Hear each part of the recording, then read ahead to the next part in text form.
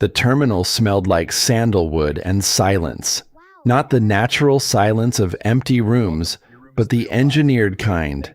The silence that money buys when it wants to be left alone. Italian marble covered every surface, polished to a mirror finish that doubled the recessed lighting and made the whole space glow with the warm, amber hue of a place that existed specifically to remind you of your net worth.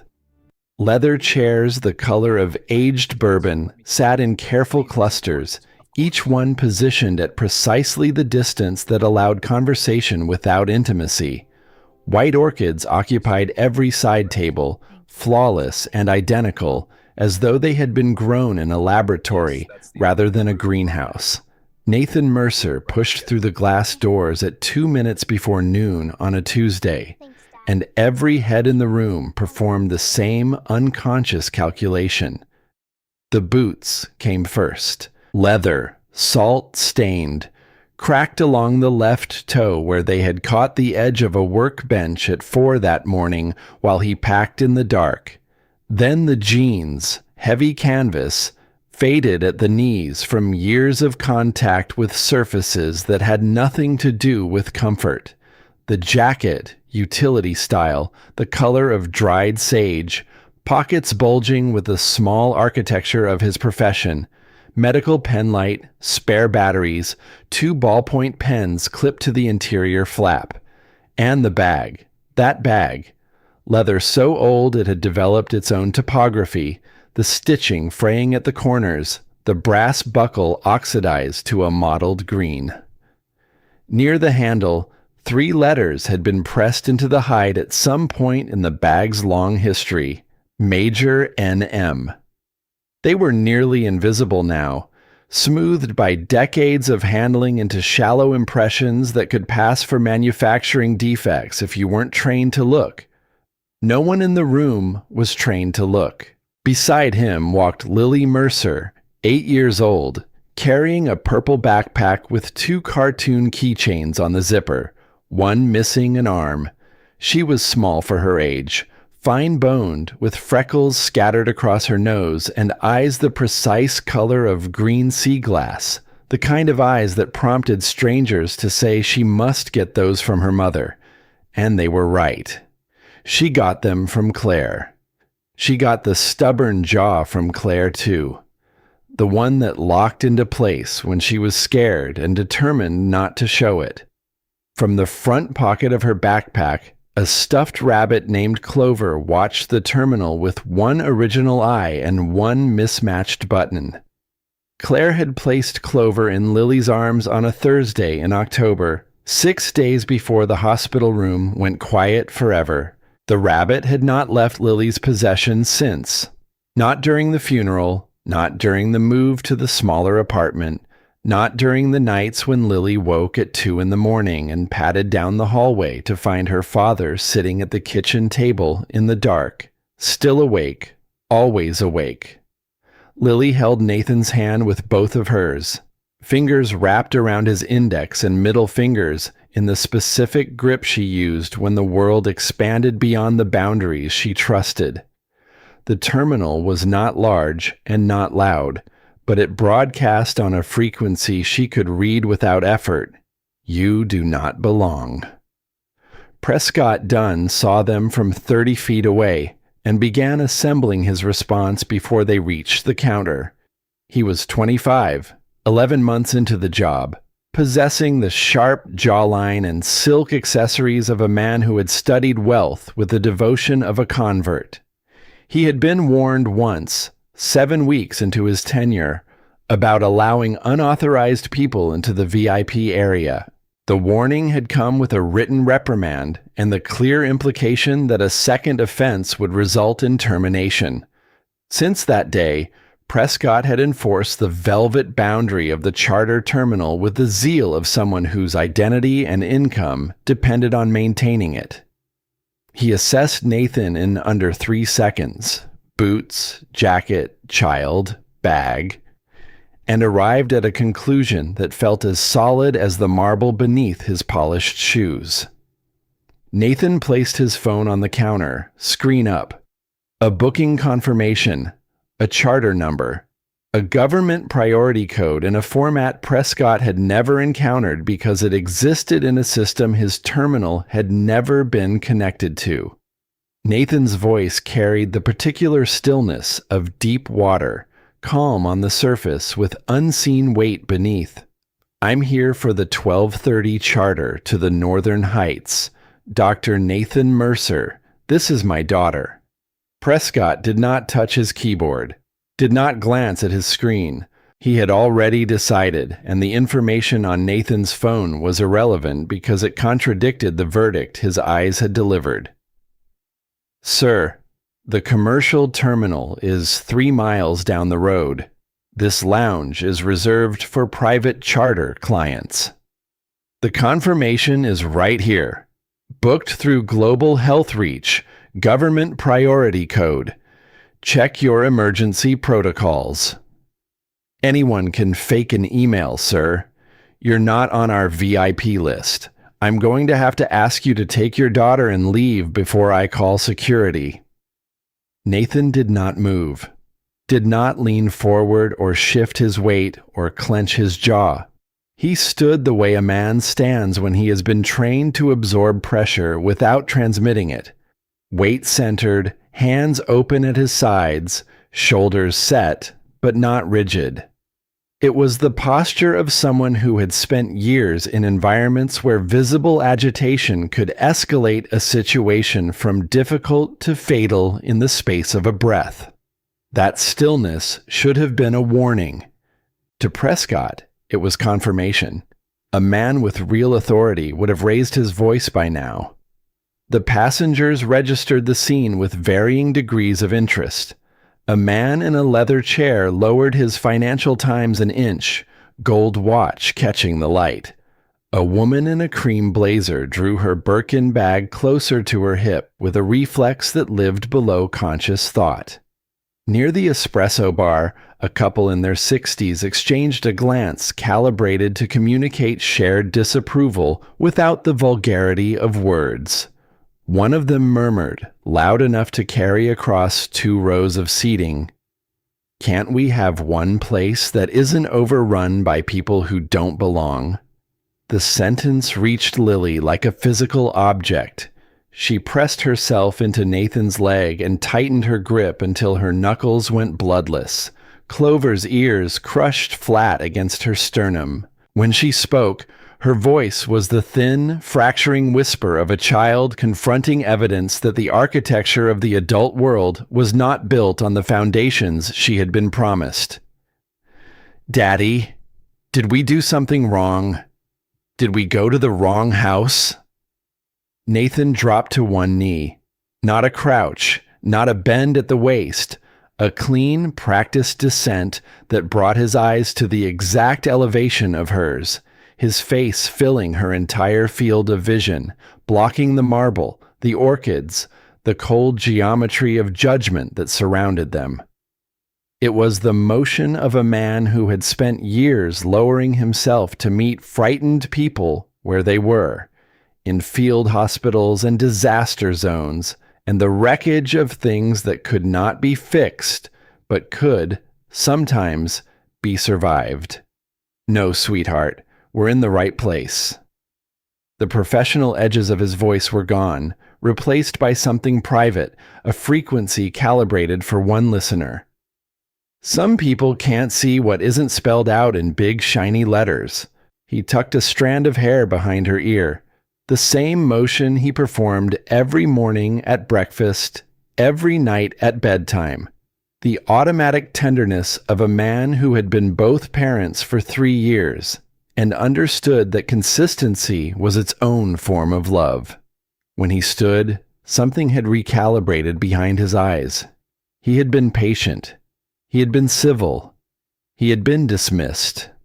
And the clock in his chest, the one connected not to the terminal wall, but to a village in the mountains, where children were falling sick, and a single nurse was running out of supplies, had consumed another 90 seconds it could not afford. The call had come at 3 in the morning. Dr. Alan Driscoll, Global health reach. His voice stripped flat by urgency. A village in the northern heights of the Appalachian Range had reported a sudden outbreak.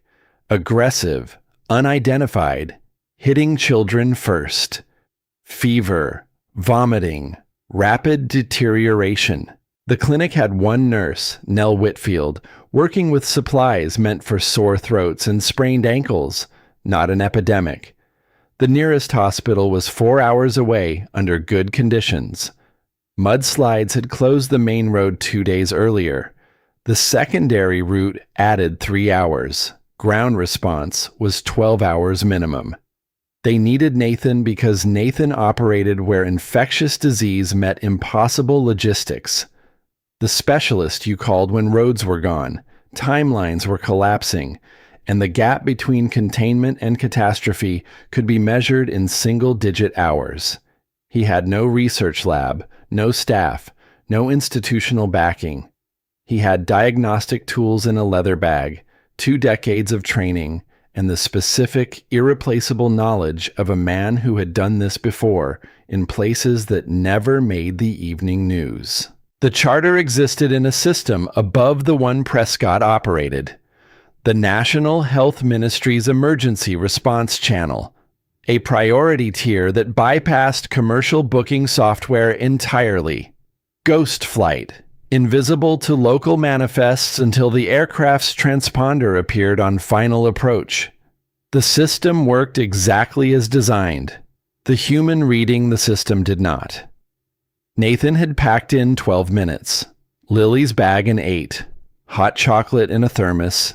2 sandwiches. He had carried her to the car still drowsy, Clover dangling from one hand, and driven through empty streets with the window cracked for cold air, running scenarios in his head the way he'd been trained, cataloging variables, mapping decision trees, preparing for the contingencies he could imagine and the ones he couldn't. He'd arrived at 10:30, 2 hours early. That was the discipline. Arrive early. Check equipment. Review data. Prepare. The training didn't switch off because the venue had marble floors and orchids.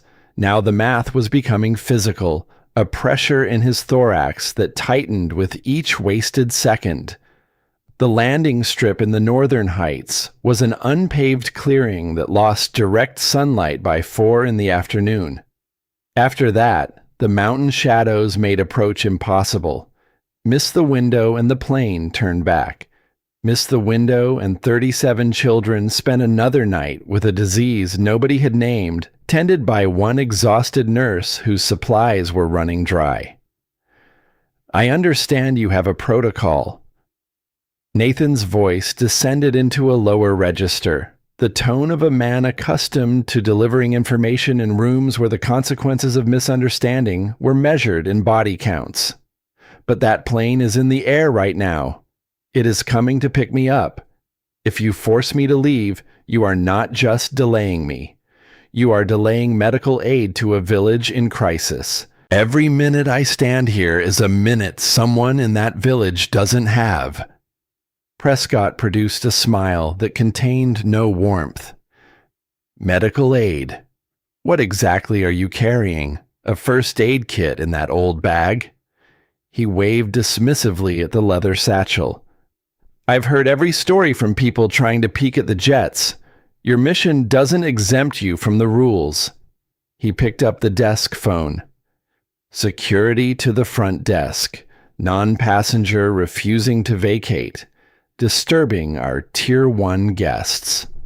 Lily buried her face against Nathan's hip.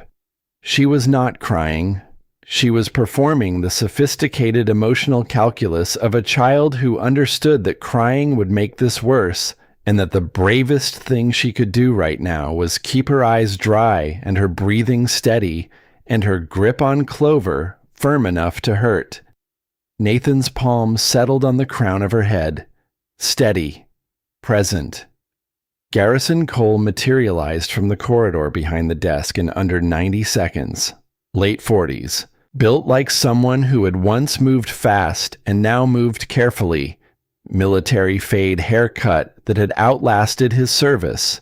He walked the way men walk when they have spent formative years in places where posture communicates survival data. Upright, balanced, with an economy of motion that minimized exposure and maximized response options. He took in the scene with one sweep, Nathan standing, Prescott behind his counter, the child pressed against her father's leg, and in the first 3 seconds, a thread snagged. Not the boots or the jacket or the bag, the stillness. Garrison had spent 9 years in the Marine Corps, and he recognized the specific quality of Nathan's composure the way an electrician recognizes a live wire, not by what it was doing, but by what it was capable of doing. Men who stood like that had been trained to stand like that, in environments where the alternative to composure was chaos, and the alternative to chaos was death. His gaze tracked downward. Nathan's left forearm, where the jacket sleeve had shifted, revealed a scar running from above the wrist to below the elbow. Pale, old, the smooth topography of a wound that had been serious enough to leave a permanent record, but not serious enough to end a career. The leather bag, the strap, and there, near the handle, ghost letters in the grain. Major N.M. Garrison's hand was already extending toward Nathan's shoulder. The standard escort gesture, firm and professional. His palm made contact. Beneath the worn fabric, the shoulder was granite, not the manufactured hardness of gym discipline, but something older and deeper, the density of a body that had been compressed and tested and refined under pressures that most people only experienced in nightmares. His thumb grazed the bag strap. The stamped letters were directly beneath it. The hand paused, withdrew a fraction. He masked the hesitation by shifting his weight, but his pupils had dilated, and a question was forming in the architecture of his face that he was not yet ready to ask. What's the issue here? Flat, professional, directed at Prescott but meant for everyone. Prescott straightened. He claims to have a charter. He's not on the list. He's refusing to leave and upsetting guests. Some kind of medical emergency story. He let his gaze perform its practiced survey of Nathan's appearance. Look at him. Garrison looked. He saw the scar, the posture, the letters, and behind Nathan's leg, a little girl with green eyes and a death grip on a stuffed rabbit, watching Garrison with an expression that was half fear and half assessment. The face of a child who had learned to evaluate threats the way other children learn to evaluate playground equipment. Something fractured behind Garrison's ribs. Not enough to change his actions, enough to change his certainty. In the far corner, Margaret Hale closed her book. 65, silver hair, simple knot, navy blazer, white silk, no jewelry beyond a wedding band and a watch that told time rather than stories. She had been observing since Nathan entered, tracking each detail with the dispassionate focus of a woman who had spent 40 years in philanthropic medicine and had developed the ability to read human situations the way a radiologist reads X-rays, seeing the fractures beneath the surface. She had watched Nathan kneel to his daughter. She had watched the girl's fingers whiten around the rabbit's ear. And in that image, a circuit had closed that connected this Tuesday in a charter terminal to a Tuesday 10 years earlier, in a clinic in sub-Saharan Africa, where Margaret's husband had died not from the disease that was killing the village, but from the bureaucratic delay that prevented treatment from arriving in time. She took out her phone, typed 4 sentences to a number that existed in no public database, sent, returned the phone to her bag, opened her book to the next page. Nobody saw. Nobody was meant to. Nathan checked his watch. 12:24. Charter at 12:30. Flight time 90 minutes. The strip went dark at 4. Every minute lost, here was a minute subtracted from the other end. The arithmetic was merciless. His gaze returned to Prescott with the exhausted patience of a man who had encountered this identical failure in different rooms, different cities, different decades, and had long ago accepted that the failure was structural rather than personal, built into systems that measured worth by thread count and zip code. You haven't checked your system, Prescott. You haven't called the charter company. You haven't opened a single emergency protocol. You looked at my clothes and decided the rest. You are standing between me and people who are dying, and you are doing it because my boots have dust on them. Something flickered across Prescott's expression. Not doubt, not yet, but the subcutaneous tremor that precedes doubt. The body's early warning system detecting an inconsistency between what the eyes reported and what the situation actually contained. He overrode it. He had 11 months of conditioning and 1 written reprimand and a silk tie that felt like identity. He pressed the security button a final time. "Sir, for the last time, get the hell out." The sentence detonated in the silence. 3 words that drew a border across the marble. One side belonging to the people who paid for the right to occupy these chairs, the other to everyone else. Lily absorbed the impact through her entire body, pressing harder into Nathan's leg. Clover compressed against her chest like a breathing apparatus. Her silence filled the room with a weight that the words themselves could not match.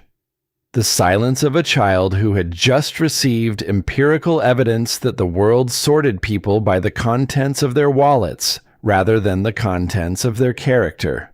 Then the phone rang. Not the desk phone, not the security extension. The wall-mounted unit behind Prescott's station, slightly dusty, connected by dedicated line to the air traffic control tower.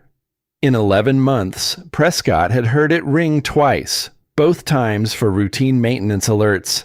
He answered by reflex. His face underwent a transformation that compressed hours of emotional processing into 11 seconds. Confusion, denial, recognition, and then a cold tide of comprehension that began in his stomach and climbed toward his throat with the slow certainty of something that could not be swallowed back down. His eyes found Nathan's across the marble counter. "Dr. Mercer, yes, he's right here. National Health Ministry priority. Level 1 clearance. The local manifest didn't sync. I understand. Yes, sir." The explanation was technical. The reality was simple. The charter had been booked through an emergency channel that existed above and outside the system Prescott used to curate his Velvet Kingdom. Ghost flight, invisible until the wheels were nearly on the ground. The system was not broken. The person was. Outside the windows, the sound arrived before the aircraft. A tremor in the glass that registered in the molars before the eardrums. It built from whisper to presence to full-throated declaration, twin Rolls-Royce engines descending through the afternoon atmosphere with the controlled fury of machines performing exactly the task they were built to perform. The Gulfstream materialized through haze, white and unmarked. No logos, no gold striping, no corporate identity. A tool. It touched down with surgical precision and rolled to the gate while the ground crew scrambled into position. The stairs lowered with a hydraulic exhale. Captain Briggs appeared at the top, mid-50s, a face shaped by decades above the weather. He scanned the terminal through the glass with the impatient focus of a man whose internal clock measured time in lives rather than minutes. His voice, amplified through the intercom, carried no ceremony. "Dr. Mercer, 20 minutes behind due to headwind. We need those testing kits loaded, and we need to be airborne immediately. Every second counts. The terminal crystallized. The man with the Financial Times lowered it to his lap, mouth slightly open. The woman with the Birkin released it, both hands falling to her sides. The couple in cashmere went motionless. They had spent the morning waiting for a flight to a charity gala in Napa Valley. The man they had wanted expelled from their sanctuary was boarding an aircraft dispatched by the federal government because children were dying in a place none of them could find on a map. Nathan did not survey the room, did not pause for vindication. He adjusted the strap of the bag with the ghost letters and the oxidized buckle and looked at his daughter. Lily looked up. Her eyes were dry. The fear remained, but it had been joined by something unfamiliar, green and tentative, pushing up through the hard ground of the morning. "Ready, sweetheart?" She straightened. Not much. Half an inch. "Ready, Daddy." Prescott stood behind his desk with hands that shook visibly against the marble. "Dr. Mercer, the system, it didn't... If I had known..." Nathan stopped. He did not raise his voice, did not demand consequences. He looked at Prescott Dunn with the expression of a man who had spent 20 years watching systems fail and had learned to distinguish between malice and ignorance without excusing either. "The system didn't fail you, Prescott. You failed the system. You looked at my jacket and my daughter's backpack and decided I wasn't worth 30 seconds of your time. You prioritized the look of your terminal over the reason this terminal exists." A pause. Not for drama, for precision. In my work, 30 seconds can be the difference between containment and an epidemic. Today you cost us 10 minutes. I need those minutes not to cost lives. He turned toward the tarmac doors. Garrison stepped forward, color drained from his face. "Sir, let me carry your bags." Nathan did not slow. "I carry my own bag, Garrison. Lily carries hers. We've always done the work ourselves." They crossed the terminal. Lily looked back once. She saw the woman who had pulled her purse away, the man who had muttered, Prescott with his trembling hands. They had all contracted somehow, occupying less space than they had 30 minutes ago. The marble had dimmed. The orchids looked ordinary. The leather chairs were just chairs. She looked at her father. Unchanged. Same jacket, same boots, same bag. Same man he had been when he walked in. What had shifted was not him but the room's ability to perceive him, and Lily understood, in the way children understand fundamental truths, through observation rather than explanation, that the failure had always belonged to the room. At the door, Nathan turned back. "Thank you for eventually checking the list. Next time, I'd suggest checking the person first. The people who look like they have the least are usually the ones carrying the most." They walked onto the tarmac. Wind hit them clean, carrying jet fuel and altitude. The flight nurse was securing the cargo hold. Briggs had disappeared into the cockpit. The engines idled with the low, patient vibration of machines waiting to do what they were designed to do. Nathan knelt at the base of the stairs, eye level with Lily, green meeting green. Claire's inheritance, distributed across two faces that had learned to find each other in difficult rooms. "This is where the real work begins," Lily nodded. "I know, Daddy. That's why we're here." They boarded. The stairs folded upward. The door sealed. The engines climbed from idle to declaration to roar, shaking the terminal windows hard enough to make the orchids tremble in their crystal vases. Garrison Cole stood at the glass, watching the white fuselage pivot toward the runway. His right hand hung at his side, fingers slightly curled, still carrying the tactile memory of the shoulder that had felt like bridge steel and the 3 letters pressed into leather that his thumb had read like Braille. Major NM. He mouthed the word to himself. Major. Tasted it. Turned it over against the accumulated evidence.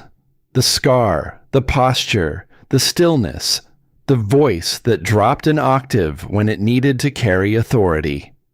9 years in the Corps had given Garrison a library of recognition, and every volume in that library was telling him the same thing. Major. The word dissolved into the accelerating scream of the Gulfstream as it committed to the runway and then to the sky, climbing steep and fast and banking east toward the mountain ridges, shrinking from machine to shape to point to memory, until nothing remained but contrail and silence. The terminal exhaled. The champagne on the service cart had gone flat. The leather chairs held their occupants like accusations. The marble floor, which had seemed like a statement of excellence at 11:57, now looked like what it was: a very expensive way of being wrong. Margaret Hale's chair was empty. No book, no bag, no trace except a single cream-colored card resting on the side table beside the orchid, printed in quiet letterpress on stock thick enough to convey permanence. Hale Foundation, where medicine meets mercy. It sat there in the processed air, unread, a rectangle of cardboard that contained the opening syllable of a sentence that would take days to complete, connecting this terminal and this Tuesday to a mountain valley where 37 children lay burning with unnamed fever, waiting for a sound none of them had heard before. The sound of help arriving, the sound of engines in the distance growing louder. The Gulfstream leveled at 14,000 feet, and the cabin became a command center. There were no champagne flutes in the cup holders, no cashmere blankets folded on the armrests, no menu cards offering seared scallops or aged Gruyere. The seats were wide and leather, but stripped of luxury's usual ornaments, repurposed for function. A satellite phone was mounted to the bulkhead beside a laminated map of the Northern Heights region, covered in red circles that marked reported infection clusters. A portable cooler sat strapped between two seats, containing the rapid testing kits that Nathan had assembled from 3 separate medical supply contacts over the past 6 hours, calling in favors from people who owed him nothing but gave anyway because that was the economy Nathan operated in. Trust accrued over decades, spent in emergencies. Nathan was already on the satellite phone, his voice low and clinical, running through a checklist with someone on the ground. His free hand traced the infection map, fingers moving between the red circles with the unconscious fluency of a man who read epidemiological data the way a musician reads sheet music. Lily sat across the aisle, buckled in, Clover on her lap. She was not watching a movie or playing a game. She was watching her father work, and in her watching, there was a quality that had nothing to do with childish curiosity and everything to do with the specific, practiced attention of a girl who had learned that watching her father was the closest she could get to understanding the world he moved through when he was not making her breakfast or braiding her hair or reading to her at night. The flight nurse, a woman in blue scrubs with a laminated ID badge that read Kerrigan, appeared from the rear of the cabin carrying an insulated container.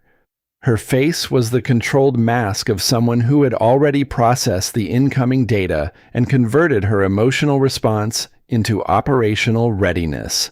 She addressed Nathan without preamble, without deference to the wealthy passengers the aircraft usually carried, as though the only hierarchy that mattered at 14,000 feet was competence. Village Clinic sent an update while we were taxiing. 10 more cases since we took off. 2 adults, 8 children. The nurse on the ground says she's running out of oral rehydration salts and her last course of broad-spectrum antibiotics went to a 4-year-old boy this morning. Kerrigan paused long enough for the data to settle. She's requesting guidance on triage prioritization. She wants to know who to treat first when the supplies run out. Nathan absorbed the information without visible reaction, but his hand stopped moving on the map. The pause lasted 2 seconds. In those 2 seconds, a series of calculations cascaded through the diagnostic architecture of his brain. Transmission velocity, incubation periods, resource allocation matrices, mortality projections for pediatric versus adult populations in resource-limited settings, and arrived at an answer that was not an answer but a set of probabilities, each one weighted with the particular kind of gravity that only exists when the variables are human lives and the margin of error is 0. He picked up the satellite phone again. Lily watched the mountains appear through the window, ridge after ridge of ancient stone, dark green where the forest held, pale gray where the rock broke through, each peak casting a shadow that reached toward the valley below like a long, slow hand closing into a fist. She did not know what oral rehydration salts were, or what broad-spectrum antibiotics did, or why the number 10 made her father's jaw tighten in a way that was almost invisible, but not quite. She knew only that they were flying toward a place where children were sick, and her father was the person who could make them better, and that this knowledge, held in the chest of an 8-year-old girl sitting in a leather seat with a stuffed rabbit on her lap, was both the simplest and the heaviest thing she had ever carried. She spoke into the engine noise, her voice small but clear. "We're going to help the children, aren't we, Daddy?" Nathan looked at her. The clinical mask cracked for a fraction of a second, revealing the face beneath. Not the doctor, not the specialist, not the man with the satellite phone and the infection map, but the father. The man who had promised Claire, in a hospital room that smelled like antiseptic and endings, that he would take care of their daughter, and who had interpreted that promise as broadly and as literally as a human being could. "Yes, sweetheart, that's exactly what we're doing." Not because of the plane. No. Not because of the people in the lounge. No. Because they don't have anyone else to call. Nathan held her gaze for a moment longer than the conversation required. Then he reached across the aisle and tucked Clover's ear back into the backpack pocket where it had slipped free. Because they don't have anyone else to call.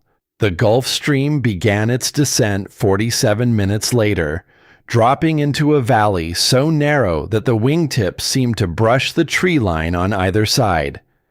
The landing strip was a flattened stretch of packed earth and gravel, barely 600 meters, cut into a clearing that the mountains had grudgingly allowed to exist between two ridges.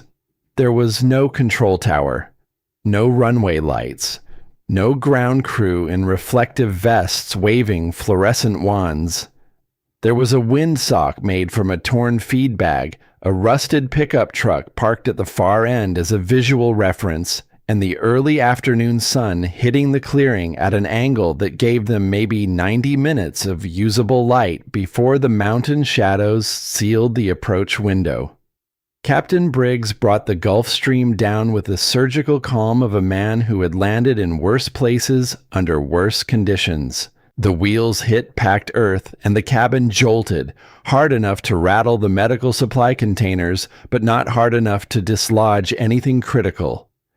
The engines reversed thrust with a sound like industrial fabric tearing, and the aircraft shuddered to a stop with 50 meters of clearing to spare. The door opened. Mountain air flooded the cabin. Thin, cold, carrying pine resin and wood smoke, and underneath it, faint but unmistakable to a trained nose, the metabolic signature of a settlement under biological stress. Nathan identified it the way a firefighter identifies smoke. Not as a single scent, but as a composite signal, a chemical sentence that read, "People are sick here, and they have been sick for days, and the sickness is winning." Lily descended the stairs behind her father. Clover clutched against her chest. Her sneakers touched the packed earth of the clearing, and she stood still for a moment, adjusting to the altitude and the silence and the overwhelming fact that the mountains were everywhere, rising on all sides like the walls of a room that had no ceiling, dwarfing the aircraft and the clearing and the cluster of wooden buildings visible through the tree line 200 meters to the east. A woman was running toward them from the direction of the buildings. Not jogging, running. The desperate, energy-inefficient run of someone who had been waiting for help so long that the arrival of it had bypassed relief and gone straight to urgency. She was mid-30s, lean, with dark circles under her eyes that looked like bruises and hair pulled back in a ponytail that had been assembled roughly and not revisited.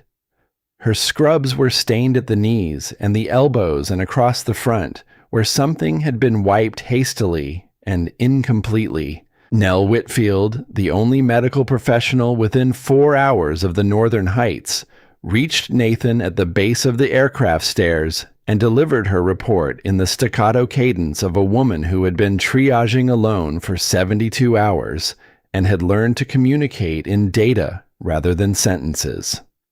14 children symptomatic. 6 adults. 2 elderly deceased this morning, both with compromised respiratory systems prior to onset. Primary symptoms presenting as acute gastroenteritis with secondary dehydration. Progression to renal distress in 3 pediatric cases. I've isolated the most severe in the clinic's back room, but I'm out of IV fluids and my oral rehydration supply hit 0 at 11 this morning. I have 1 course of ciprofloxacin left and a 6-year-old girl named Mia who started seizing 40 minutes ago. I stabilized her, but I don't know how long it'll hold. Nathan was already moving. His leather bag was open before Nell finished speaking, his hands extracting instruments with the practiced automation of a process that had been repeated so many times it no longer required conscious thought. Stethoscope around the neck, penlight in the breast pocket, latex gloves from a sealed packet, blood collection vials arranged in the interior flap by size and type. He walked toward the clinic at a pace that was not quite a run, but communicated the same information. That the margin between where he was and where he needed to be was measured in seconds, and he intended to spend as few of them as possible on the space between. Lily followed. She did not ask where they were going or what would happen next. She simply walked, her purple backpack bouncing against her shoulders, Clover's button eye catching the mountain light, her small legs working to match her father's stride across the uneven ground. The clinic was a single-story cinder block building with a corrugated metal roof and windows that had been propped open with wooden blocks to improve ventilation. Inside, the air was thick with the unmistakable atmosphere of concentrated illness, body heat, disinfectant, the sour, sweet smell of fever. Children lay on every available surface, some on cots, some on folding chairs pushed together, some on blankets spread directly on the concrete floor. A boy of about 5 was curled on his side near the doorway, shivering despite the warmth, his mother crouching beside him with a wet cloth pressed to his forehead, and an expression that Nathan recognized from 20 years of walking into rooms exactly like this one. The expression of a parent who had reached the boundary of what love could do without medicine, and was standing at that boundary looking out at nothing. Nathan began his assessment. Systematic, thorough, moving from patient to patient with the focused efficiency of a man who understood that comprehensive evaluation was not a luxury, but a necessity, because the difference between a waterborne pathogen and an airborne one was the difference between shutting down a well and evacuating a village, and getting it wrong in either direction would cost time they did not have. Lily sat on a wooden bench near the entrance. She placed Clover on her lap and her hands on Clover's ears, and she watched. She watched her father kneel beside each child with the same gentle, deliberate motion he used when he knelt to talk to her. She watched him place his stethoscope against small chests and listen with an intensity that made his whole body go still. She watched Nell Whitfield hand him things, charts, thermometers, sample containers, with the relieved efficiency of a woman who had been carrying weight alone and had just felt someone take half of it from her shoulders. Then Nathan's phone rang. Not the satellite phone, his personal cell, the one with the cracked screen protector and the photo of Claire as the lock screen. The caller ID read, "County Health Commission." He answered. The voice on the other end was male, officious, speaking in the tone of someone who had been briefed by subordinates and was now delivering a policy decision from the comfortable distance of a desk 70 miles away. Nathan listened for 45 seconds. His expression did not change. When the voice stopped, Nathan asked one question. "How long until your team arrives by ground?" The answer was 12 hours. Nathan asked a second question. "How many children do you think will still be alive in 12 hours if I stop working right now?" The voice on the other end began a sentence that included the words protocol and authorization and jurisdictional framework, and Nathan disconnected the call. He looked at Nell. "County says I don't have local authorization to practice. They want me to stop and wait for the federal response team. 12 hours by road." Nell Whitfield's face performed a calculation that produced a single, devastating answer. "In 12 hours, I'll have run out of everything. The kids in renal distress won't make 12 hours, Nathan. Mia won't make 6. Nathan set his phone on the counter, face down, the way a man sets aside an object he has decided is no longer relevant to the situation at hand. He pulled a fresh pair of gloves from his bag, snapped them on, and returned to the patient he had been examining. The bureaucracy existed on the other side of 70 miles in 12 hours and a mountain road that mudslides had made impassable. The children existed here, in this room, on these blankets, burning with fever and losing fluids faster than one nurse with an empty supply cabinet could replace them. Nathan had been given a choice between two kinds of authority, the kind that came from paper and the kind that came from presence. And he had made the choice so quickly that it didn't feel like a choice at all. It felt like gravity. It felt like the only direction available. He set up a field laboratory in the back of the pickup truck parked behind the clinic, not because it was ideal, but because it was available and because Nathan had spent enough of his career working in conditions that fell catastrophically short of ideal to know that the difference between adequate and inadequate was rarely about equipment and almost always about the person operating it. He had a portable microscope. He had reagent strips. He had blood and water sample collection kits. He had his training and his eyes and his hands. And that, in this valley, at this hour, was going to have to be enough. Lily positioned herself in the passenger seat of the truck, legs folded beneath her, holding a flashlight steady while her father worked in the flatbed behind the cab. The sun was going down. The mountain shadows had crossed the clearing and were climbing the eastern ridge, and the light was changing from the clear gold of afternoon to the deep amber of approaching dusk. The flashlight beam was thin and inadequate, but it was pointed where Nathan needed it pointed, and Lily held it with a concentration that excluded everything else: the cold, the altitude, the sounds from the clinic, the fear that lived in her stomach like a stone. Nathan worked through 4 water samples and 6 blood draws in 90 minutes. The water told its story first. The secondary well on the eastern edge of the village, the one that the community had been using since the primary well's pump had failed 3 weeks earlier, showed contamination levels that made his jaw tighten. Coliform, bacterial, the kind of contamination that came from a compromised aquifer where surface runoff carrying organic waste had found a path to the water table through cracked well casing or insufficient depth. It was not a mystery virus. It was not an airborne pathogen requiring evacuation. It was dirty water. A contaminated secondary well that the village had been drinking from for 3 weeks because their primary well had broken and nobody had come to fix it, and the water looked clear and tasted fine, and nobody knew that the thing killing their children was invisible and odorless and had been sitting in their cups and their cooking pots and their baby bottles every day since the pump failed. The solution was simple. Shut down the well.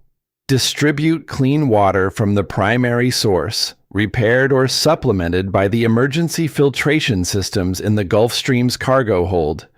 Treat the symptoms: rehydration, antibiotics for secondary infections, monitoring for renal recovery. No experimental drugs. No federal task force. No 12-hour delay, while bureaucrats consulted protocols that had been written for scenarios that bore no resemblance to a single nurse in a cinder block clinic running out of oral rehydration salts while children seized on a concrete floor. Nathan reached for his phone to report the findings. He called the County Health Commission. He explained the contamination. He provided the well coordinates, the sample data, the treatment protocol.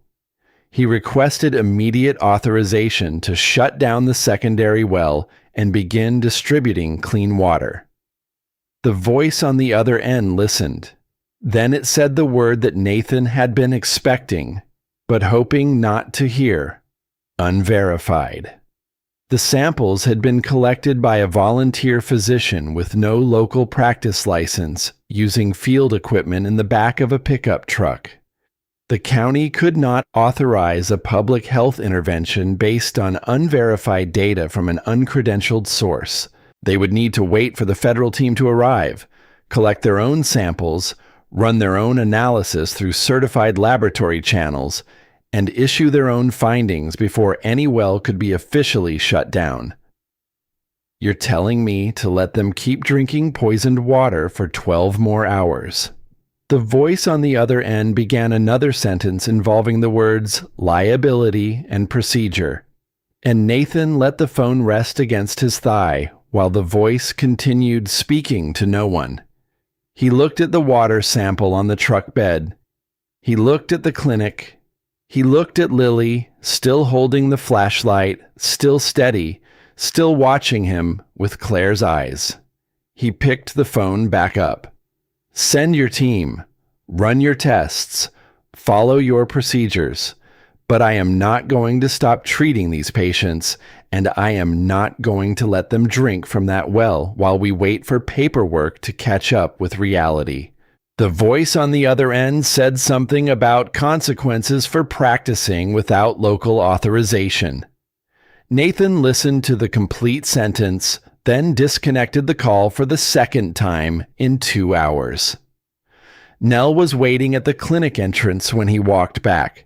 She had heard enough of the phone call through the open window to understand the situation.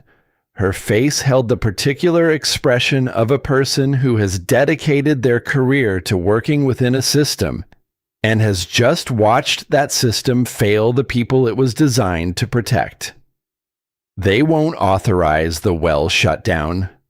They won't authorize anything from an uncredentialed source. You found the contamination. I found it. They don't care who found it. They care who certified it. Nell looked at the clinic behind her. at the children on the cots and the blankets, at the mothers holding wet cloths to foreheads, at the father by the door whose son had stopped shivering and started a low, rhythmic moan that was worse than the shivering because it meant the fever was climbing into territory where the body began to protest its own temperature. They threatened your license? I don't have a local license for them to threaten. That's the point. Nell nodded. It was the nod of a woman who had just decided which side of a line she was standing on. Tell me what you need, Nathan told her. Nell listened, and then they went to work. The hours between 6 and 10 were a blur of triage and treatment, and the mechanical, repetitive labor of keeping human bodies alive when those bodies were doing their best to shut down. Nathan moved through the clinic with the calm, methodical focus of a man who had done this before in places with fewer resources and higher stakes, though the patients had been soldiers then and not children, and the contamination had been deliberate rather than accidental, and the letters on his bag had still been sharp and fresh and legible from across the room. Lily sat on her bench.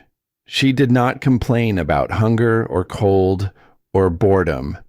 She held Clover and she watched, and occasionally she brought water to the mothers who sat vigil beside their children, carrying a plastic cup with both hands and offering it with a gravity that made the women accept it, not because they were thirsty, but because refusing a child's act of kindness felt like refusing a small, necessary prayer. At 8:15, the sun was gone and the clinic was operating by generator light, a single fluorescent tube that hummed and flickered and cast everything in the pallid blue-white of an institutional afterlife. Nathan had been working for 6 hours straight, not counting the flight, not counting the terminal, not counting the 3 hours of sleep he'd gotten before Driscoll's call at 3 in the morning. His hands were steady. They were always steady. That was the training. The body could be exhausted and the mind could be fraying at the edges, and the hands would remain steady because the hands had been trained separately, given their own discipline, their own stamina, their own relationship with precision that was independent of the larger system's deterioration. But Lily saw.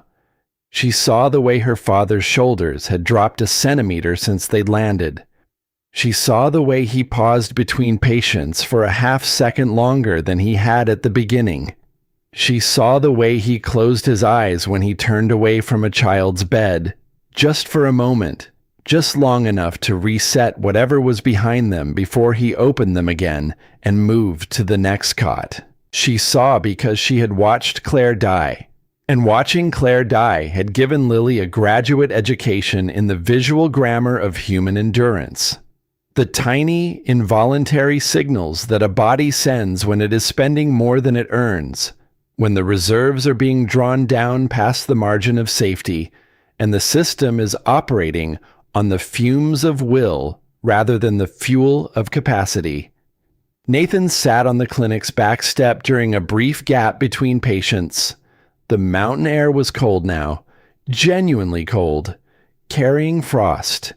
He could see stars through the gap in the ridgeline, more stars than existed in the sky above the city, arranged in patterns that looked the same here as they had looked in every other dark place he had ever worked in, and felt the same distance from. Beautiful and useless and completely indifferent to what was happening on the ground beneath them. He thought about Claire, not deliberately. The thought arrived the way Claire's thoughts always arrived, without invitation, through a door that he could not lock and did not want to. She was sitting in the hospital bed 3 days before the end, her hair gone, her skin translucent, her eyes, Lily's eyes, those green eyes, still holding more life than the monitors attached to her body knew how to measure. She was looking at him with the expression she used when she was about to say something that she had been thinking about for a long time and had finally decided to release. Don't ever stop doing the right thing just because it's hard. Lily will understand. She has my eyes, Nathan. She'll see what matters." He felt Lily sit down beside him before he heard her. She moved quietly, the way she had learned to move in the apartment during the months after Claire died, when noise felt like an intrusion on a grief that required silence to function. She had Clover in one hand, and in the other she carried a plastic cup of water that she placed on the step beside his knee, without being asked. She sat there for a while, looking at the same stars, breathing the same cold air. Then she spoke, and what she said was not a question, but a statement, delivered with the calm authority of a child who had been listening to the adults around her for 8 years and had distilled their accumulated wisdom into something purer and simpler and more accurate than any of them had managed. "Daddy, Mom used to say the medicine isn't in the bottle, it's in the hands that give it." She looked at his hands, resting on his knees, the knuckles rough, a latex glove still half peeled from the left one. "Your hands are tired, but they're still the right hands." Nathan did not speak. He could not, for a moment, because the tightness in his throat was the kind that does not respond to willpower, only to time. He put his arm around her and pulled her against his side, and they sat together on the back step of a clinic in the mountains, while the stars burned overhead and the generator hummed, and somewhere inside, a child coughed in the particular way that children cough when their lungs are working harder than lungs should have to work.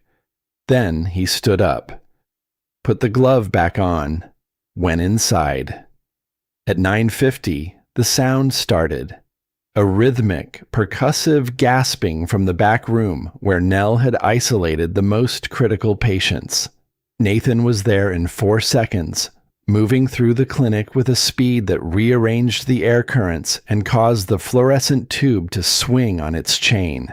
Mia, 6 years old, 61 pounds, brown hair matted with sweat, was seizing on a cot that was too short for her and had no side rails.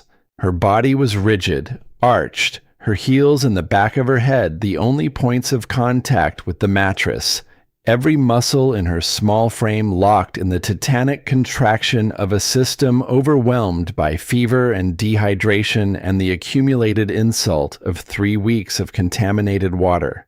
Nell was already there, holding Mia's head, trying to prevent her from injuring herself against the metal frame. Nathan went to work with the economy of motion that defined him, checking airway, assessing pulse, calculating dosage from body weight with a speed that left no room for second guessing. He had 1 vial of diazepam in his bag, saved for exactly this kind of emergency, and a bag of IV saline that he'd been rationing across the most severe cases. He used both. All of the diazepam, half the remaining saline, decisions that closed doors he could not reopen, spent resources that could not be replenished, made bets that would either pay off in the next 30 minutes or leave him with nothing in reserve if another child seized. The seizure broke at 9:57.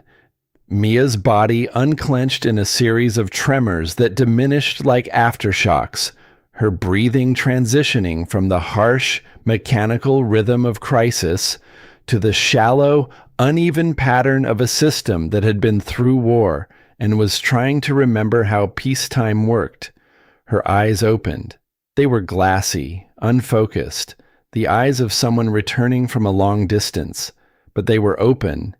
And in the mathematics of emergency medicine, open eyes after a grand mal seizure in a dehydrated 6-year-old was not just a good sign, but something approaching miraculous. Nathan sat back on his heels. His hands were shaking, not visibly. The training held. The exterior remained composed. But internally, in the fine motor neurons that connected his brain to his fingertips, A tremor had established itself that he recognized from previous tours of this particular kind of duty. The tremor of the body acknowledging what the mind refused to. That the margin had been razor thin. That the vial of diazepam had been the last one. That if Mia had seized 15 minutes later, the outcome might have been measured in silence rather than open eyes. Lily was standing in the doorway. She had watched everything. She had not screamed or cried or looked away. She had stood in the door frame with Clover pressed against her chest and observed the seizure and the treatment and the long suspended seconds between the injection and the breaking of the crisis with the focused, unblinking attention of a child who understood that what her father did was important, and that understanding it required not looking away even when looking was hard. Mia's eyes found Lily across the room. They were the same age within 2 years. They were the same size within 10 pounds. They were, in the universal taxonomy of childhood, the same species, and the recognition that passed between them carried the wordless, instantaneous solidarity of shared vulnerability. I am small too, and I am scared too, and we are both here. Lily took one step into the room, then another. She reached Mia's bedside and looked down at the girl who was breathing now, really breathing, the color slowly returning to lips that had been the wrong shade of blue 3 minutes ago. The clock on the wall read 10:14. Outside, the mountains were invisible, absorbed into a darkness so complete that the stars seemed to hang not above the valley, but inside it, as though the universe had contracted to the dimensions of this clearing and this clinic and this moment. Nathan stood at the window, looking out at nothing, feeling the weight of the day settle into his bones like sediment into still water. His phone buzzed. Unknown number. He almost didn't answer. His thumb hovered over the decline button for 2 full seconds before something, instinct, training, the particular frequency that important calls broadcast before you pick them up, made him press accept. The voice was female, measured, carrying the composed authority of someone who was accustomed to being listened to and had arranged her words accordingly. Dr. Mercer, my name is Margaret Hale. I run the Hale Foundation. I was at the charter terminal this afternoon. I saw everything that happened. A pause that contained its own kind of precision. I saw how they treated you. I saw how you responded. And I saw your daughter kneel to talk to a frightened child the same way you knelt to talk to her. I've spent the last 8 hours making phone calls. Nathan leaned against the window frame. The glass was cold against his shoulder. I'm arriving at first light with a medical support team. 5 people, full supplies.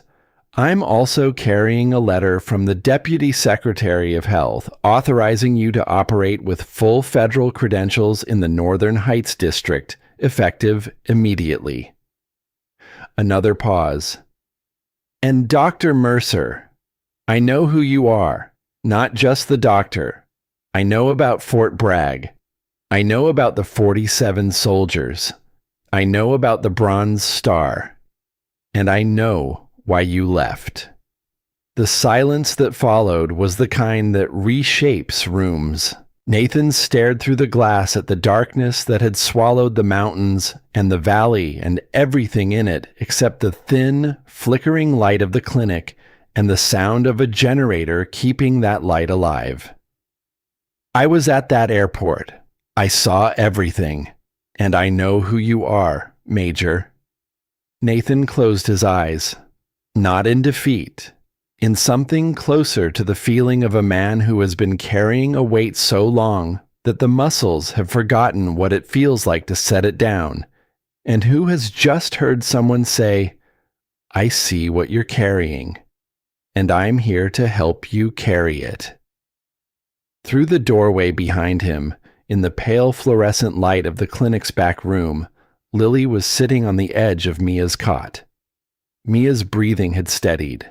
Her eyes were closed, but her hand was open, and Lily was holding it, two small hands clasped together over a thin hospital blanket, keeping watch the way her father kept watch, the way her mother had taught her without words, by example, by presence, by the simple, irreducible act of staying when staying was hard.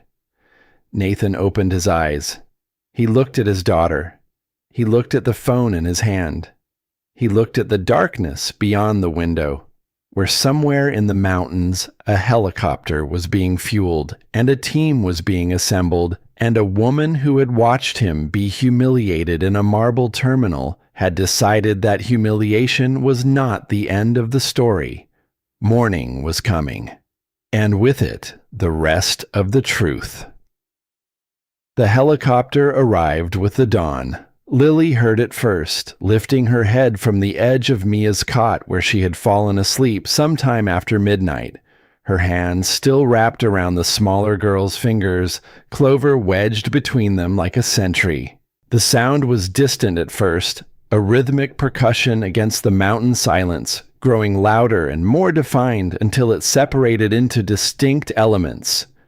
Rotor wash, engine turbine, the particular harmonic signature of a Bell 412 configured for medical transport. Nathan was already outside. He had not slept. The last 7 hours had been a continuous rotation between patients, checking vitals, adjusting fluid intake, monitoring the 3 children in renal distress whose kidney function had stabilized but not recovered, watching for the secondary infections that contaminated water like to leave behind like calling cards.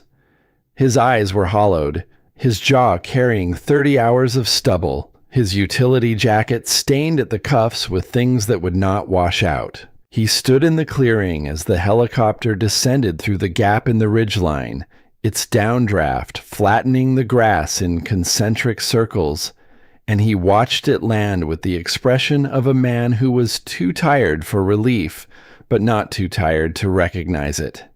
Margaret Hale stepped out before the rotors had finished cycling down. She moved with the unhurried authority of a woman who had learned decades ago that urgency and panic were different animals, and that only one of them was useful. She wore field clothes, hiking boots, cargo pants, a fleece pullover with the Hale Foundation logo embroidered above the heart. Behind her came 5 people in matching scrubs, each carrying equipment cases with the practiced grip of medical professionals who had deployed to difficult places before, and understood that the first 90 seconds on the ground set the tone for everything that followed. She crossed the clearing to where Nathan stood and did not extend her hand or offer a greeting or perform any of the social rituals that normally preceded the exchange of important information between strangers. She looked at him the way a structural engineer looks at a load-bearing wall, assessing capacity, calculating strain, determining how much weight the structure could still support before intervention became critical. "You look like you haven't slept since Tuesday." "I haven't slept since Monday."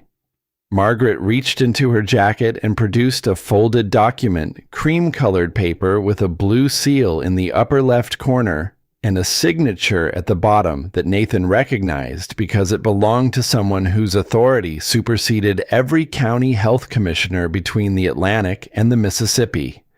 She held it out. "Full federal credentials, effective immediately. You have authorization to practice, prescribe, and direct medical operations in the Northern Heights District for the duration of the emergency. The deputy secretary signed it at 11 last night. I had to wake him up." A pause. He didn't mind. Nathan took the document. He did not unfold it. He did not examine the seal or verify the signature. He folded it once more, slid it into the interior pocket of his jacket, and turned toward the clinic. The secondary well on the eastern perimeter is contaminated. Coliform. I identified it last night. The county refused to authorize a shutdown because my samples came from an uncredentialed source. The well needs to be closed, and the village needs clean water from the primary source or the emergency filtration units in the Gulfstream's cargo hold. Everything else is symptomatic treatment, rehydration, antibiotics for secondary infections, monitoring for renal function recovery in 3 pediatric cases. He delivered this in the flat, compressed cadence of a field briefing. No preamble, no context, no narrative.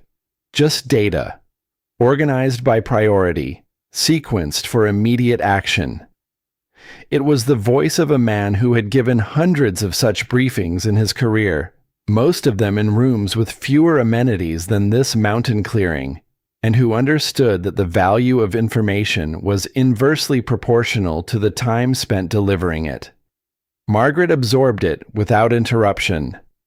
When he finished, she turned to her team and redistributed his report into assignments with an efficiency that suggested she had spent a career converting intelligence into operations. 2 members went to the well with testing equipment and shutdown tools. 2 went to the clinic to begin supplementing Nell's depleted supplies. The 5th began unloading the filtration units from the helicopter with the help of Captain Briggs, who had stayed with the Gulfstream overnight and driven to the clearing at first light.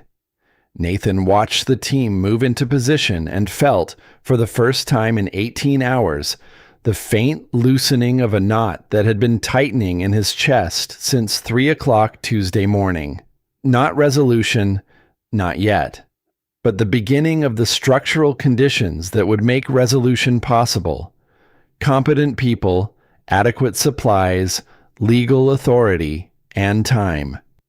The 4 resources that the County Health Commission's 12-hour delay had threatened to eliminate.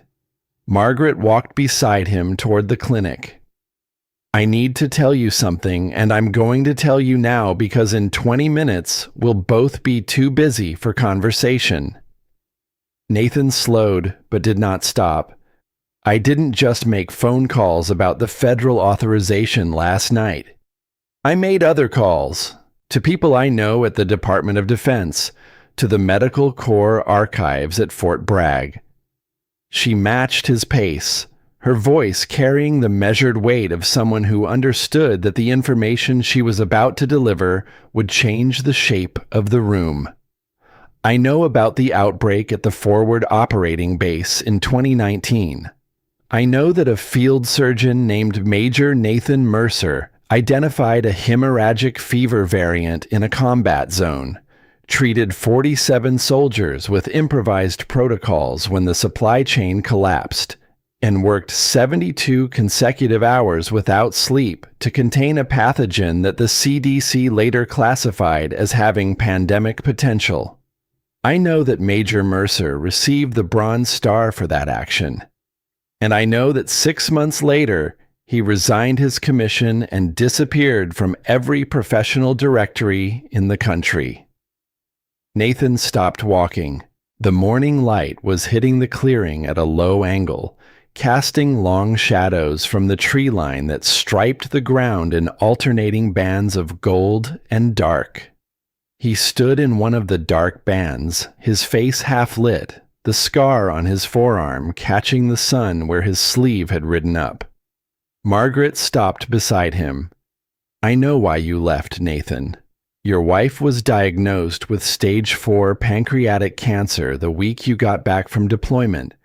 You had a choice between a career that was saving hundreds and a family that needed you to save one. You chose the one. She was not looking at him with pity. She was looking at him with the specific, unsentimental recognition of a woman who had lost her own husband to the gap between what medicine could do and what bureaucracy would allow. You've been working as a volunteer ever since. No salary worth mentioning. No institutional support. No recognition. Just the bag and the skills and the stubbornness to keep showing up in places where nobody else will go.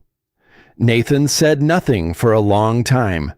The mountain air moved between them, carrying pine and frost and the faint generator hum from the clinic.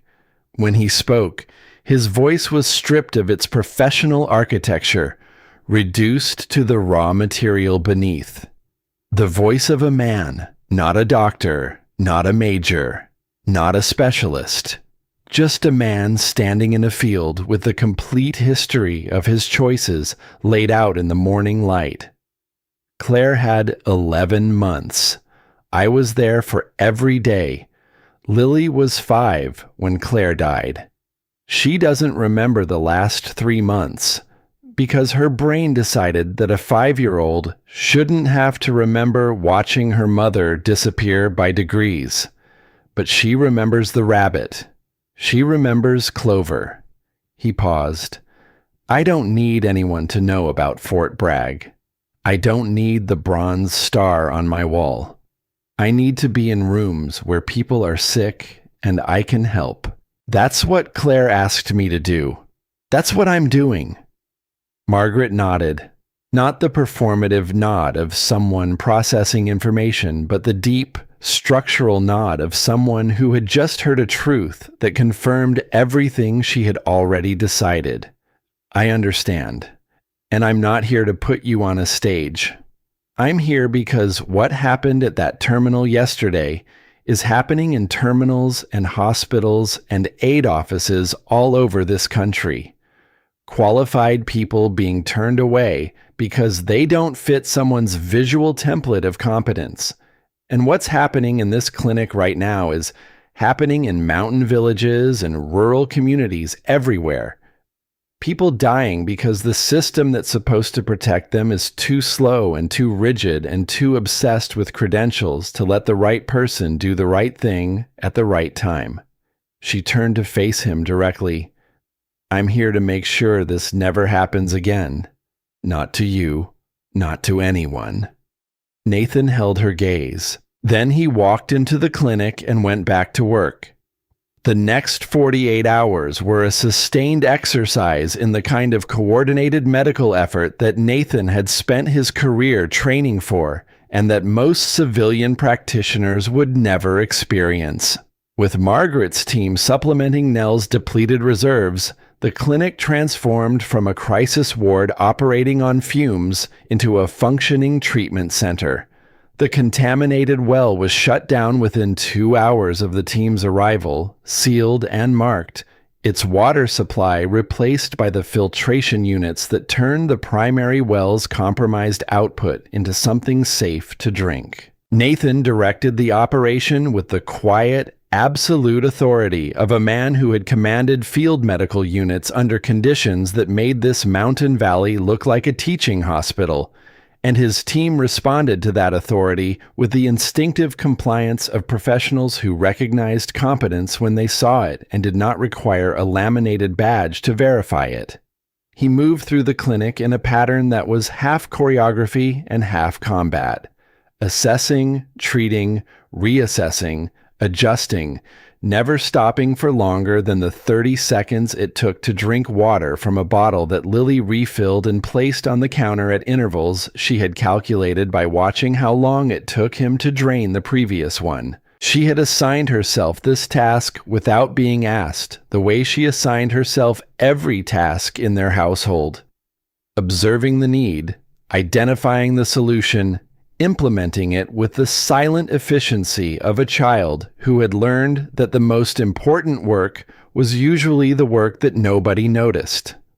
By Wednesday evening, the renal cases had stabilized.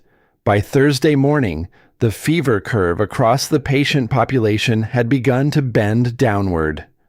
By Thursday night, the first children were sitting up, drinking clear fluids, asking for food, with the tentative, bewildered hunger of bodies, remembering that they were designed to live rather than merely survive. Mia was among them. She was pale, diminished, 20% lighter than a 6-year-old should be, but she was conscious and coherent, and her kidneys were producing urine at a rate that Nathan categorized as encouraging. which, in his diagnostic vocabulary, was the equivalent of a standing ovation. Lily spent most of Thursday at Mia's bedside. The two girls did not share a language in any sophisticated sense.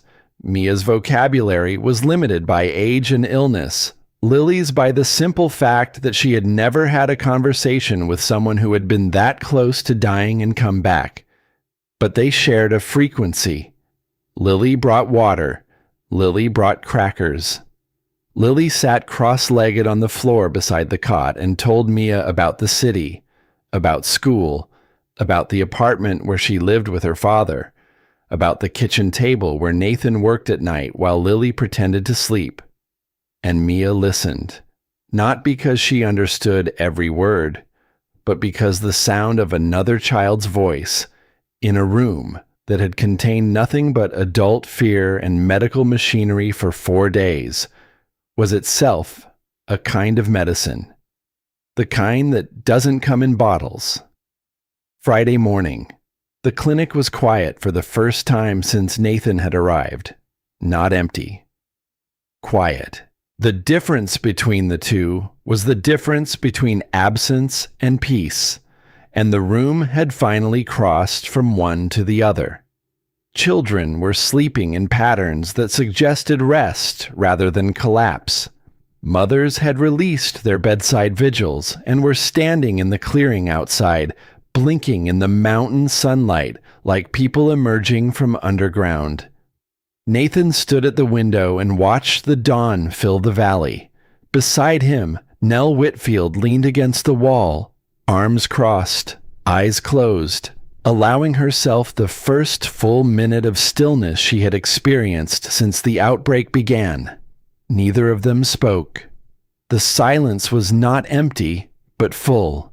The particular fullness of a crisis that has passed through its worst phase and arrived, battered but intact, on the other side. Then Lily did something that Nathan did not expect. She walked to Mia's cot where the girl was awake, propped against a folded blanket, her eyes still carrying the glassy fatigue of recovery, but her face holding something new. Not health, not yet, but the preliminary sketch of health, the outline waiting to be filled in. Mia was alone.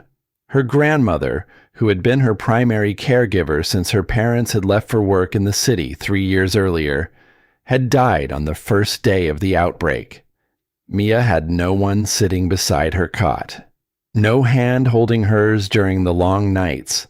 No voice telling her that the scary things would end. Lily reached into her backpack. Her hand found Clover by touch, the way it always did, fingers closing around the matted fur and the mismatched button eye with the automatic certainty of muscle memory. She held the rabbit for a moment, looking at it, looking at Mia, looking at the space between them that was measured not in feet, but in the distance between a girl who had everything she needed and a girl who had nothing. She placed Clover on the blanket beside Mia's hand, gently, the way you place something precious when you are giving it away, not because it has lost its value, but because its value is exactly what makes the giving necessary.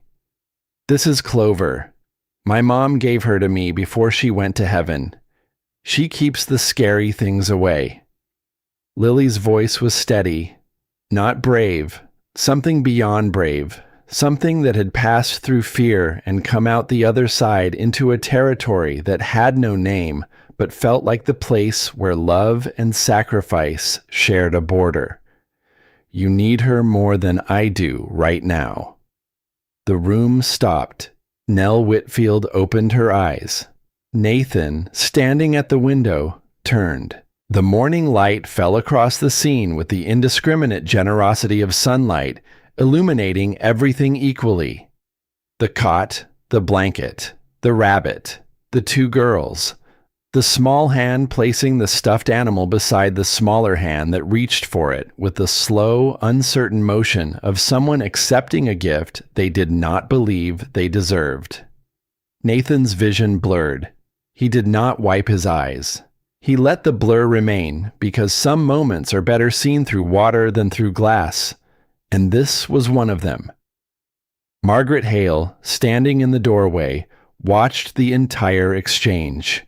She did not speak. She had spent 40 years in humanitarian medicine, had witnessed acts of courage and sacrifice on scales ranging from the surgical to the geopolitical, and she could not remember the last time she had seen anything that affected her as immediately and as completely as an 8-year-old girl giving away the last physical connection to her dead mother because a stranger needed it more. 48 hours after Nathan received full authorization, the outbreak was officially contained. The well was sealed. The water supply was clean. The last symptomatic patient, a 3-year-old boy who had been the final case to present, was responding to treatment and expected to recover fully. Nathan signed the final report with a hand that was steady because the training required it and exhausted because the body demanded it, and he set the pen down on Nell Whitfield's desk with the quiet finality of a man completing a task that had consumed everything he had. Margaret found him on the clinic steps, sitting in the same spot where Lily had given him the wisdom about medicine and hands 2 nights earlier. The valley was green and gold in the afternoon light, the kind of beauty that exists independent of human attention and does not diminish in its absence. She sat beside him. The Hale Foundation is going to fund a program. I'm calling it the Mercer Protocol. Rapid deployment of volunteer medical specialists to underserved areas within 24 hours, bypassing the bureaucratic bottleneck that almost killed these children. Federal pre-authorization built into the framework so that no doctor ever has to choose between following the rules and saving a life. She let the information settle. I've also arranged for the National Health Emergency Data System to be integrated into charter terminal software at every private airfield in the country, so that no one in your position ever gets told to get the hell out again. Nathan looked at the valley. You don't need to name it after me. I'm not asking your permission. I'm telling you what's happening. 3 months later, Nathan and Lily walked through the glass doors of the same charter terminal. The marble was the same. The orchids were the same. The leather chairs occupied the same coordinates on the same polished floor. But the air was different. The frequency had changed. Not warmer exactly, but altered in a way that suggested the room had been recalibrated to receive a wider range of people than it had previously been designed to accommodate. Nathan was more disheveled than the first time. His jacket carried mountain mud that had dried into a permanent topographic record across the left shoulder. His boots had given up any pretense of polish. His jaw carried 2 days of growth. Lily walked beside him, wearing a woven scarf that Mia's grandmother's sister had tied around her neck on the morning they left the village. A pattern of rust and cream and deep blue that looked nothing like anything in the terminal's aesthetic vocabulary, and looked on Lily exactly right. She was not carrying Clover. Her backpack hung lighter on her shoulders. The front pocket, where the rabbit's ears had poked through for 3 years, was zipped shut and flat. It was the first visible evidence of an absence that Lily carried not as a loss, but as a relocation. Clover was not gone. Clover was somewhere else, performing the same function in a different geography, keeping the scary things away from a girl who needed that service more urgently than Lily did. The doors of the terminal were open before they reached the handle. Prescott Dunn stood behind the same counter, wearing the same silk tie and the same monogrammed cufflinks, but the face above the collar was different. It was the face of a man who had spent 3 months living with the knowledge that his judgment had nearly cost lives. and who had converted that knowledge not into performative guilt, but into operational change. He was holding a formal letter, commendation from the Department of Health, and his hands were steady in a way that they had not been steady 3 months ago, because steadiness, when it is earned through confrontation with your own failure, is a different and more durable kind of steadiness than the kind that comes from never having been tested. Nathan stopped at the counter. He did not take the letter. "I don't need a letter, Prescott. And I don't need you to be afraid of me because I have a government priority code. I need you to understand something." His voice carried no anger, no triumph, only the bone-deep weariness of a man who had been teaching the same lesson in different classrooms for 20 years and had not yet decided whether the lesson was being learned. Your VIP list is a list of people with money. It is not a list of people who matter. Every person who walks through that door matters. The ones in silk and the ones in dust. The ones with gold cards and the ones with stuffed rabbits. Every single one. Prescott held his gaze. The silk tie rose and fell with a breath that cost him something to take. "I check every name now, Dr. Mercer. Every single name. I call the charter company. I run the emergency protocols. Every time. I don't look at the jacket first anymore." Nathan nodded. It was enough. It was not everything, but it was enough. And Nathan had learned long ago that enough was the only realistic unit of measurement for human progress. They walked through the terminal. The man with the Financial Times was not there. The woman with the Birkin was not there. The couple in matching cashmere was not there. Different passengers occupied the same chairs, wearing different expensive clothes, carrying different expensive bags, and not one of them looked up as Nathan and Lily passed, because not looking up was the terminal's default setting, and some architectures take longer than 3 months to rebuild. But Garrison Cole was there, standing near the tarmac doors in his security uniform, hands clasped behind his back, watching Nathan approach with an expression that contained recognition and respect and the particular quality of attention that one veteran reserves for another. He did not speak as they passed. He simply nodded. The deep, minimal nod that military men exchange when words are insufficient and unnecessary. And Nathan returned it with the same economy. 2 men acknowledging a shared language in a room that spoke a different one entirely. They drove home in the old car with the cracked windshield and the odometer that had rolled past 200,000 miles sometime during the previous administration. The city materialized around them in increments. First the suburbs, then the commercial districts, then the residential blocks with their familiar sequences of streetlight and shadow. Lily sat in the passenger seat, her seatbelt crossing the woven scarf, her empty backpack on her lap, her hands resting where Clover used to rest. She looked out the window at the passing lights. The city looked the same as it always did.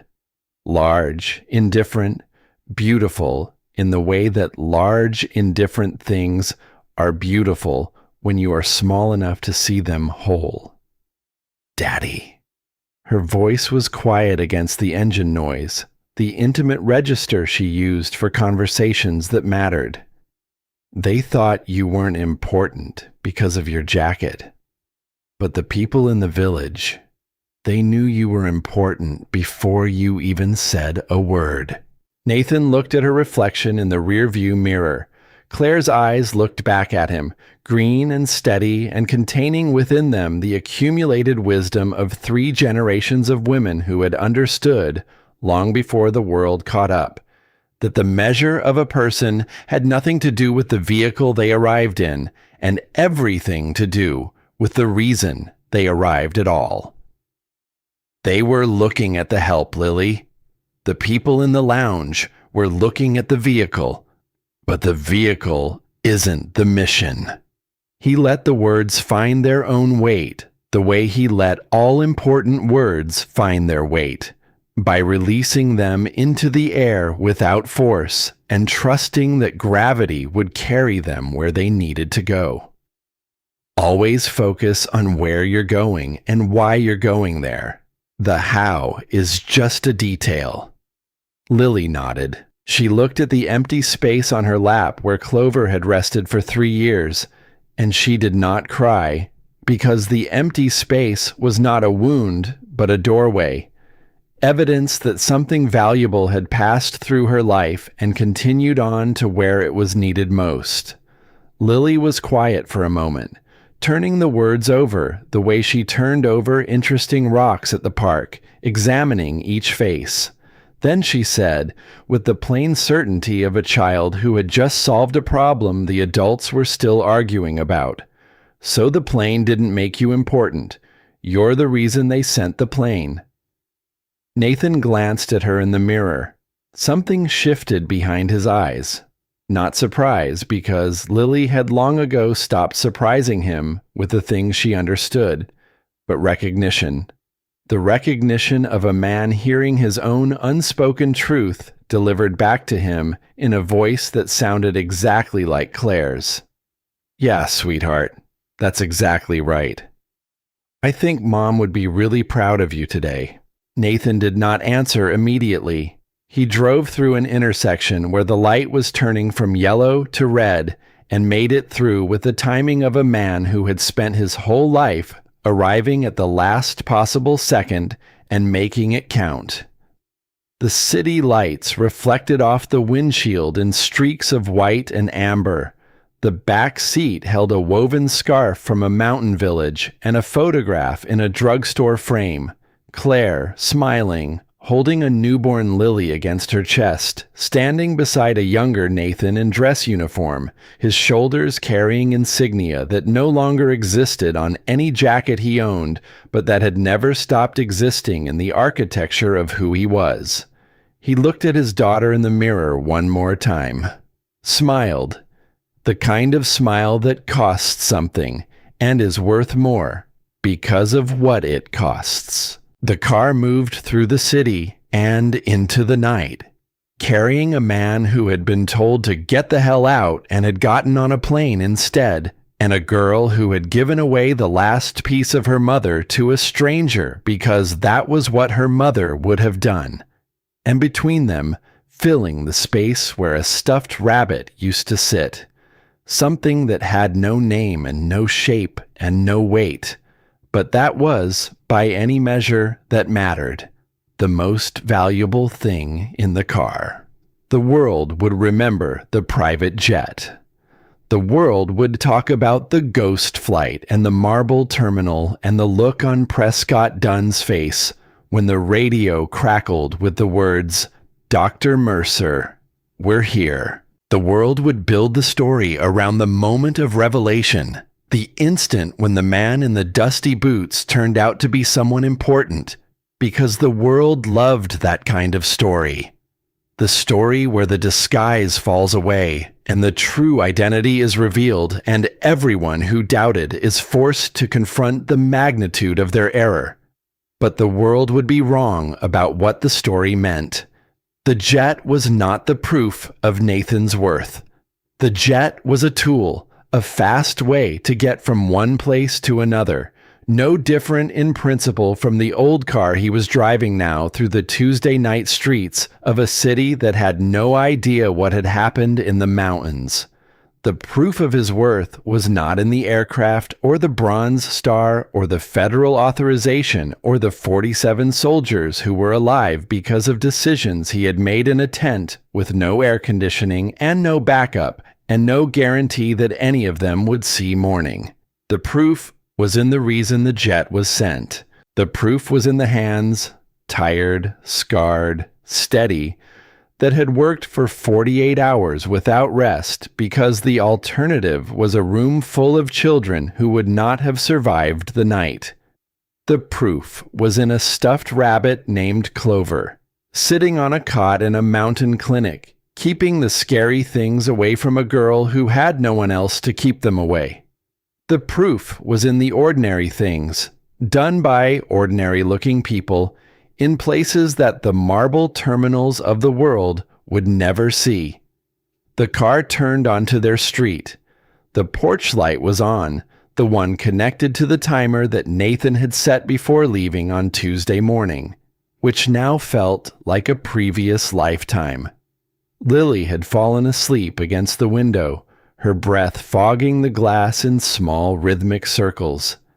Nathan parked, turned off the engine, sat in the silence for a moment, looking at his daughter, at the scarf around her neck, at the empty space where Clover should have been. Then he gathered her into his arms, the way he had gathered her on Tuesday morning at 3:15, half asleep and trusting, and carried her up the steps and through the front door and into the small, warm, imperfect life that Claire had asked him to protect, and that he had protected and would continue to protect in the only way he knew how: by showing up, by doing the work, by being the person who carries the bag through the door when the door doesn't want to open. The porch light clicked off at midnight, obedient to its timer. The street went dark. But inside the house, a lamp stayed on in the kitchen, where Nathan Mercer sat at the table with his leather bag open beside him, restocking supplies, checking instruments, preparing for the next call. Because there was always a next call, and the man who answered it would look exactly like a man the world would overlook, and that, in the end, was the point.